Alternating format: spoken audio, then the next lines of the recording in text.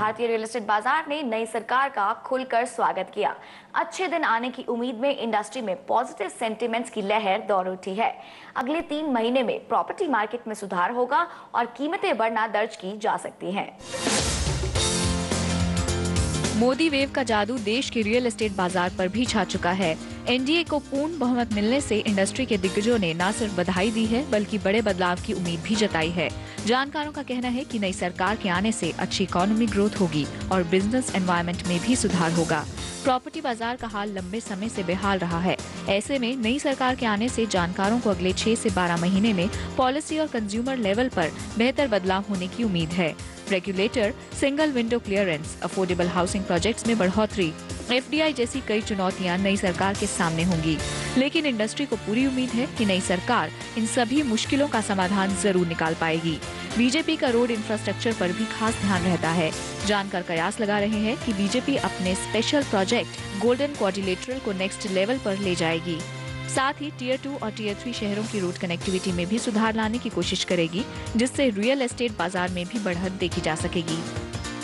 हमें बहुत उम्मीद है कि नई गवर्नमेंट के आने से शायद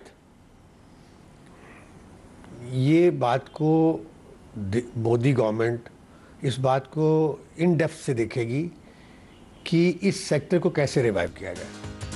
स्थिर सरकार रियल एस्टेट बाजार में स्थिरता लेकर आएगी, इंफ्रास्ट्रक्चर में सुधार होगा, रोजगार बढ़ेगा और प्रॉपर्टी की खरीद फरोख्त में भी बढ़ोतरी होगी। एक तरफ पॉलिसी में सुधार होने से बिल्डर्स को फायदा होगा तो दूसरी तरफ ग्राहकों के लिए ट्रांसपेरेंसी बढ़ेगी और ग्राहकों के साथ हो रही धोखाधड़ी पर भी लगाम लगाई जा सकेगी। जानकार मानते हैं कि अगस्त से ही प्रॉपर्टी बाजार के हाल में सुधार दिखने लगेगा और आने वाले समय में प्रॉपर्टी की कीमतों में उछाल देखा जा सकेगा।